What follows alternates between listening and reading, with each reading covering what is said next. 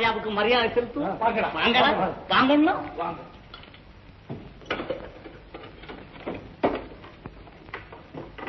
முட்டாள்களே, இப்போதாவது தெரிந்ததா நான் தான் மகாராஜா என்று? ஆமா மகாராஜா. டேய் மகாராஜாவை பாருடா, இப்படியாவது சொல்லி தப்பிச்சுட்டு போறான்னு பாக்குறான்டா. என்னை அடித்தான். நான் மகாராஜா, நான் மகாராஜா, சத்தியமாக நான் பேசாதே. பூச்சி பூச்சி விடக்கூடாது.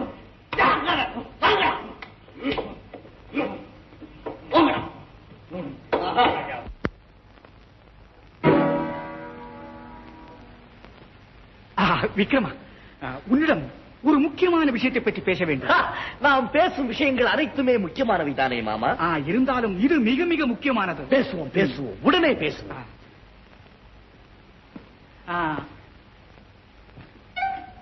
விக்ரமா, இவன் அரபிய நாட்டார், என் அடிமை. எனக்கு பணிவிடை செய்ய இவனை நியமித்திருக்கிறேன். முன்பின் தெரியாத இவனை பக்கத்திலே வைத்திருப்பது எந்த விதமான ஆபத்து வராது. ஏனென்றால் இவனுக்கு பேசவே தெரியாது, அர்த்தம் இல்லாமல் ஏதேதோ உணர்வான். ஏனடா? மிகவும் விசுவாசம் உள்ளவன். நான் எதை சொன்னாலும் செய்துவிட்டுத்தான் மறுகாரியம் பார்ப்பான். உதாரணமாக, உங்களையே கொல்ல சொல்லுகிறேன் என்று வைத்துக் கொள்ளுங்கள், தயங்கவே மாட்டான், கொன்றே விடுவான். விக்ரமா, பார்த்தீர்களா மாமா? இவனை கொண்டே சிறையில் இருக்கும் பார்த்திபனை கொல்லப் போகிறேன். பிறகு அப்படியே இவன் தலை மீதே சுமத்தி இவனை தூக்கிலே ஊஞ்சலாட்டப் போகிறேன். சபாஷ் விக்ரமா, நீ மிகவும் புத்திசாலியாகிவிட்டாய். முட்டாளாக இருந்து இருந்து எனக்கு சலித்து விட்டது மாமா.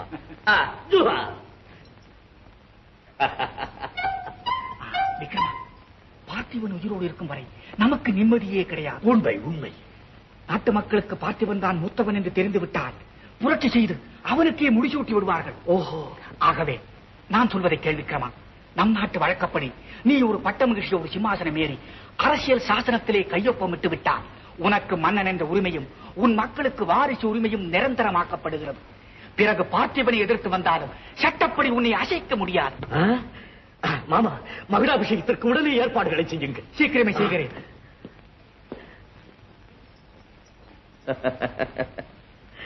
தன்னை புதைத்துக் கொள்ள அவன் கையாலே குழி தோண்டிக் கொள்கிறான். பொன்னா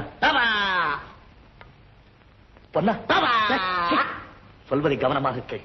மகுடாபிஷேக தினத்தன்று நீயும் சோமப்பாவும் நம்முடைய ஆட்களோடு தயாராக கொலுமண்டபத்திற்கு வந்துவிட வேண்டும். தெரியுமா?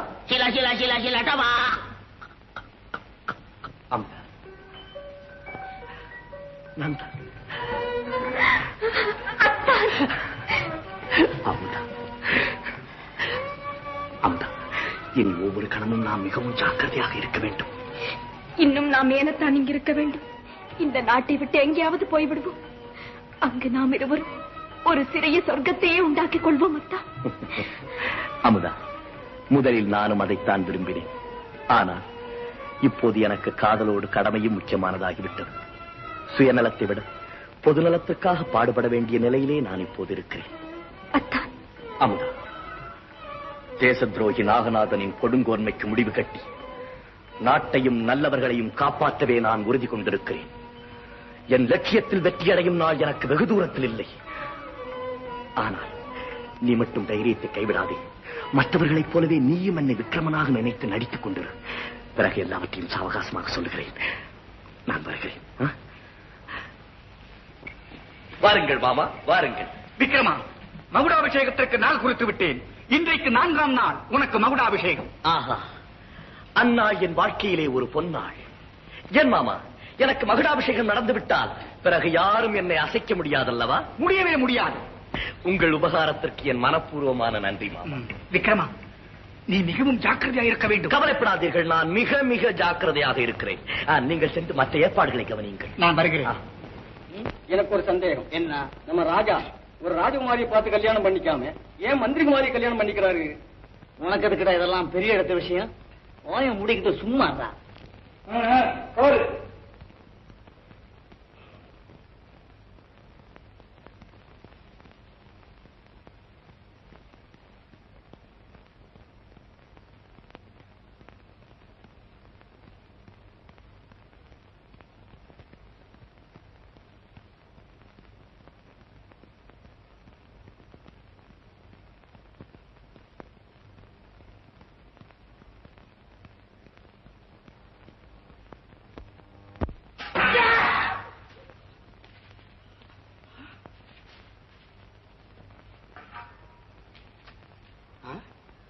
மாறாட்டம். நான் சிறையில் இருக்கிறேன். விக்ரமனா? என்னடா இது?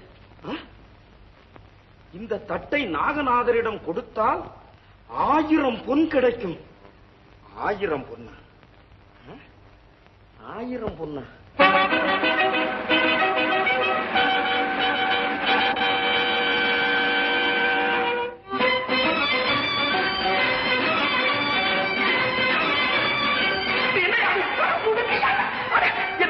இப்படி சித்திரவதை செய்றீங்களா மனுஷன? ஏதோ வெகுமானம் கிடைக்கும் தட்டை தூக்கிட்டு வந்தா ஏன் இப்படி கொள்றீங்க? என்னது வெகுமதி வேணாம்? வெகுமதி எனக்கு வெகுமானம் வேண்டாம். ஏதுமா ஆள விட்டா போதும்.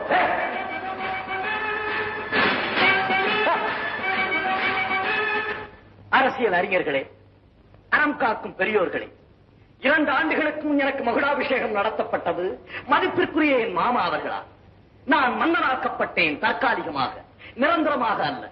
ஏனெனில் நமது அரசியல் சட்டப்படி, அரசகுல சம்பிரதாயத்தின்படி தன்னால் தேர்ந்தெடுக்கப்படும் பட்டத்து ராணியை உங்கள் முன்னிலையிலே அறிமுகப்படுத்தி உங்கள் ஆசையையும் அனுமதியும் பெற்று அரியாசனத்திலே அமர்ந்த அரசியல் சாசனத்தில் கையொப்பம் இடும்போதுதான் மன்னன் என்ற உரிமை நிரந்தரமாக்கப்படுகிறது. ஆகவே எனது பதவியை சாஸ்வதமாக்கிக் கொள்ள இச்சபையை கூட்டினேன். இச்சுபதினத்தில் நாட்டின் நலன் கருதி நல்லதொரு பிரகடனத்தை உங்கள் முன்னிலையிலே பெருமையோடு அறிவிக்க ஆசைப்படுகிறேன். முதலாவதாக, எனது மதிப்பிற்குரிய மாமா நாகநாதன் அவர்களால் தர்மத்திற்கு மாறாகவும் நியாயத்திற்கு புறம்பாகவும் வசூலிக்கப்பட்ட வரித்தொகையை இன்றையிலிருந்து ரத்து செய்வதோடு ஏற்கனவே உங்களிடமிருந்து வசூலிக்கப்பட்ட வரிப்பணத்தை உங்களிடமே திருப்பி கொடுத்து விடவும் முடிவு செய்திருக்கிறேன். இரண்டாவதாக, எனது மதிப்பிற்குரிய மாமா நாகநாதன் அவர்களின் அதிகாரத்தின் கீழ் அமைக்கப்பட்டிருக்கும் பிரபுக்கள் சபையை கலைத்துவிட்டு எனது நேரடி நிர்வாகத்தின் கீழ் மக்கள் சபை அமைத்து அதனுடைய ஆலோசனைப்படி நான் அரசு செலுத்த முடிவு செய்தேன்.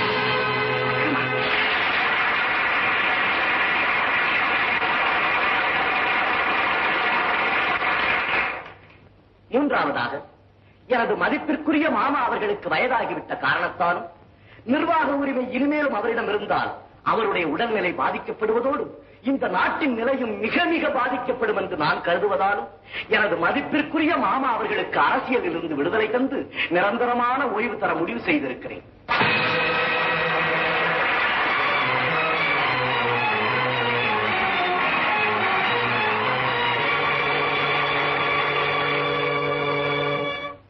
என் அருகில் இருக்கும் இந்த ஆரணங்கை உங்களுக்கு அறிமுகப்படுத்தப் போகிறேன். இவள் பெயர் அமுதவல்லி, அமைச்சர் ஜெயசீலரின் மகள். உங்கள் அனுமதியோடு இவளை என் பட்டமகிழ்ச்சி ஆக்கிக் கொள்ள ஆசைப்படுகிறேன்.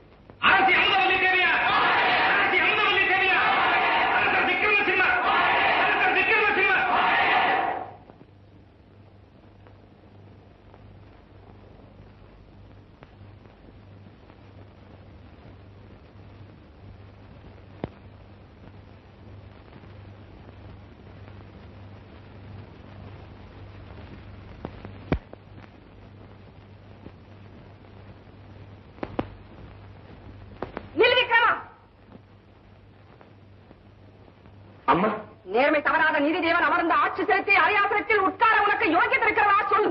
அம்மா, அன்பும் பண்பும் கொண்டு அறம் காத்த மன்னர்கள் ஏந்திய செங்கோலை மாசுபடைந்த உன் கரங்கள் தீண்ட தகுதி இருக்கிறதா சொல்.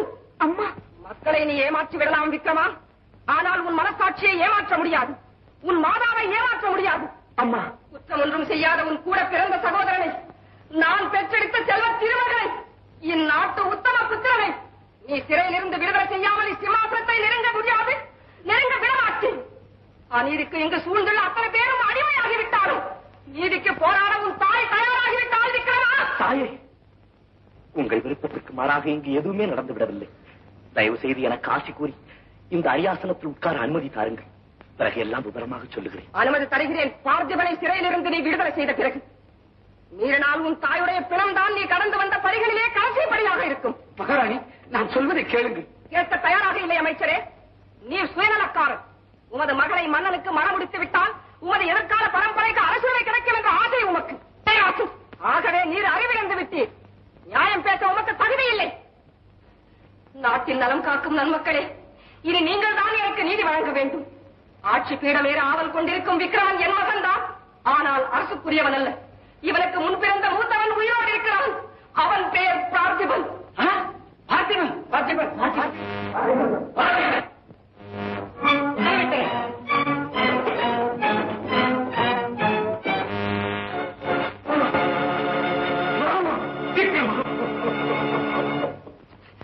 இப்போது சொல்லுங்கள், சிறிது கூட தவறு செய்யாத சொந்த சகோதரனை சிறையில் அடைத்துவிட்டு இவன் சிம்மாசனம் ஏறுவது நீதியா? இல்லை அம்மா, நீங்கள் தான் இப்போது பொறுமை இழந்து விட்டீர்கள். பெற்ற பாசத்தால் நிதானம் இழந்து விட்டீர்கள். அமுதா, மன்னிக்க வேண்டும். இனியும் மறைத்து வைத்தால் நிலைமை விபரீதமாகிவிடும். அம்மா, நான் யாரை நேசித்தேனோ, யாருடைய கரத்தை பிடிக்க காத்திருந்தேனோ, யாருக்காக என் உள்ளத்தை அர்ப்பணிக்க சித்தமாயிருந்தேனோ, அந்த உத்தமராம் உங்கள் மகன் பார்த்திபன் இவர்தானம்மா. பார்த்திபன் அப்படியானா விக்ரமன் எங்கே? இதோ இருக்கிறேன் தாயே.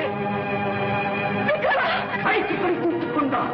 உங்கள் தாராட்டு கீழாட்டு போட்டு புகழ்ந்த உங்கள் கற்புத்தான். விக்ரமா, உங்கள் இதயம் குளிர்ந்ததா தாயே?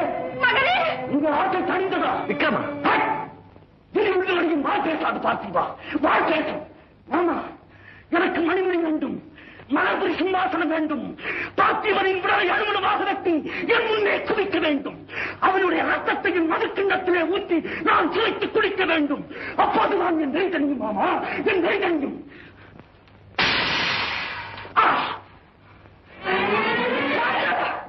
மாமா, தாய் என்று பார்க்காதீர்கள்.